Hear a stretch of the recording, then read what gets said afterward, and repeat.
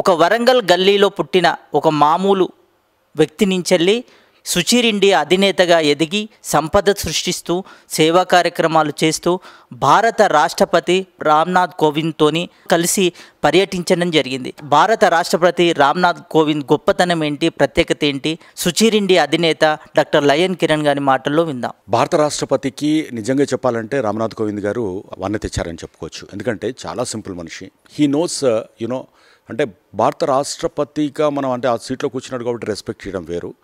But దానికి వన్నె తేవడం అనేది అంటే ప్రథమ పౌరుడిగా, భారతదేశానికి ఉన్నటువంటి ప్రథమ పౌరుడిగా ఎక్కువగా వాళ్ళకు ఉన్నటువంటి బాధ్యతలు ఏముంటాయంటే ప్రధానమంత్రి కంటే కూడా ఎక్కువగా తను వివిధ దేశాల్లో పర్యటిస్తూ వాళ్ళకు ఉన్నటువంటి అక్కడటువంటి ప్రోటోకాల్ ప్రకారం అక్కడ ఉన్నటువంటి ప్రెసిడెంట్ కానీ ప్రైమ్ మినిస్టర్ కానీ అక్కడ ఎవరైతే చీఫ్ అవుతారో వాళ్ళతోటి కలిసి మాట్లాడి చాలా విషయాల మీద తను తీసుకెళ్తున్నటువంటి డెలిగేషన్లు ఏదైతే తీసుకెళ్తారో వాటిని ఒక పద్ధతి ప్రకారం వాటిని నడిపించడం అనేది దాన్ని తనను తాను కండక్ట్ చేసుకునేది అంటే నడిపించుకునే విధానం అనేది చాలా ఇంపార్టెంట్.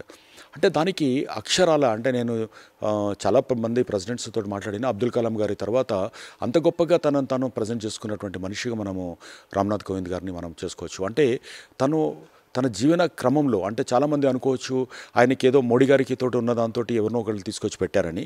బట్ నిజం చెప్పాలంటే ఆయనతోటి నేను ఆ రోజుల పర్యటన 2 దేశాలలో మేము జరిగినటువంటి ప్రేగ్లో కానీ లేకపోతే మన సోఫియా అంటే జెకోస్లోవేకియాలో కానీ బల్గేరియాలో కానీ మేము చేసిన దాంట్లో ఎంత చక్కగా ఎంత సింపుల్ మనిషి అంటే ఒక రాష్ట్రపతి అనేటువంటి ఒక ఫీలింగ్ లేక రాష్ట్రపతికి ఉండేటువంటి ఒక హోదాతో వచ్చేటువంటి అహంకారం అసలు మనలో కనపడదు. చాలా సింపుల్గా ఉంటాడు, చాలా డీసెంట్గా కండక్ట్ చేస్తాడు.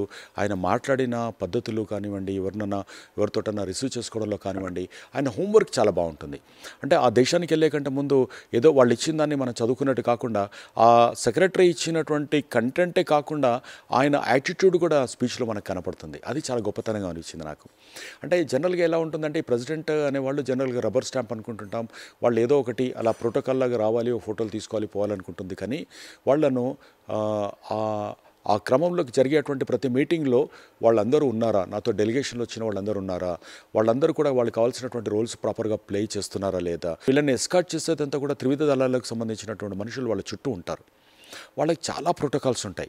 కొన్నిసార్లు వాటిని అవసరం ఉన్న చోట దాన్ని పక్కన పెట్టి మన దేశానికి సంబంధించిన దాంట్లో ఆ రిప్రజెంట్ చేస్తున్న క్రమంలో అంటే అది ప్రెసిడెంట్ ఇంటికి వెళ్ళాల్సి వచ్చినప్పుడు కానీ లేదా ప్రెసిడెంట్కు తను అంటే అక్కడ ఎలా ఉంటుందంటే మన బయట కంట్రీలోకి వెళ్ళినప్పుడు ప్రెసిడెంట్ తనకు హానర్గా ఒక డిన్నర్ ఇస్తాడు, తను వాళ్ళకి హానర్గా తను ఎంబసీ తరఫున తను ఒకసారి కండక్ట్ చేయాల్సి ఉంటుంది. చాలా చక్కగా ఇవ్వాల్సినంత టైము వాళ్ళతో మాట్లాడాల్సిన దాంట్లో ఎదుటి ప్రెసిడెంట్ మాట్లాడిన తర్వాత రెస్పాండ్ అయ్యే పద్ధతిలో కానీ అంటే దేశ గౌరవానికి వన్నె తెచ్చేలాగా మాట్లాడడము, తన ప్రవర్తన అండ్ తన కలుపుకోబోయే విధానాన్ని చాలా అద్భుతంగా ఉంటుంది.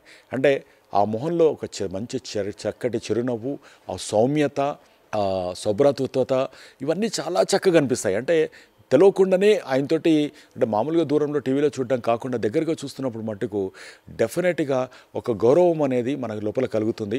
అది వేరే కంట్రీలో ఉన్న వాళ్ళకు కూడా ఏదో ఇండియన్ ప్రెసిడెంట్ వచ్చాడనేది కాకుండా ఇండియన్ ప్రెసిడెంట్ వచ్చిపోయిన తర్వాత ఇండియన్ ప్రెసిడెంట్తో పాటు రామ్నాథ్ కోవింద్ అనే విషయాన్ని అతని క్యారెక్టర్ని కూడా అక్కడ అతను వదిలేసి వచ్చేటటువంటిది అంటే తన మెమరీస్ను తనకున్నటువంటి బిహేవియర్ను ఒక ఇంప్రెషన్ ఇచ్చేటువంటిది పరిస్థితులు మనకు అక్కడ కనపడతాయి. ఆయనతోటి మేము అంటే కంటిన్యూస్గా ఉన్న తర్వాత దాన్ని మీటింగ్ కంటే ముందు మీరు ప్రాపర్గా ప్రజెంట్ చేస్తున్నారా, మీ వ్యాపారానికి సంబంధించింది పెట్టారా, లేకపోతే ఎంబసీ వాళ్ళతోటి కూడా మీరు వాళ్ళు అనుకున్నటువంటి ఎజెండా మొత్తం కంప్లీట్ అవుతుందా, అండ్ దీని ఫాలోఅప్ ఏంటి అంటే మనం వస్తాం తర్వాత ఎవరు ఫాలోఅప్ చేస్తారు, ఇలాంటి క్వశ్చన్స్ వేసి ఒక బాధ్యతను ఒక రాజ్యాంగం ఇచ్చినటువంటి పొజిషనే కాకుండా ఒక బాధ్యతను కూడా తను నా మీద ఉంది అనేటువంటి ఒక ఫీలింగ్ అంటే బికాస్ ఆఫ్ హిజ్ అడ్వకేట్గా తను ఉండడం వల్ల అనుకోండి తనకు ఒక మంచి నాలెడ్జ్ జనరల్గా లీగల్ ప్రొఫెషనల్స్కి వచ్చేటువంటి ఒక మంచి క్లారిటీతో ఉన్నటువంటి ఆలోచన ధోరణి ఉంటుంది వల్ల అయ్యి ఉండొచ్చు, తను డిసిప్లిన్ లైఫ్లో నుంచి రావడం వల్ల అయ్యి ఉండొచ్చు. ఇవన్నీ చాలా చక్కగా అనిపించింది. I really enjoy travelling with him to these 2 countries.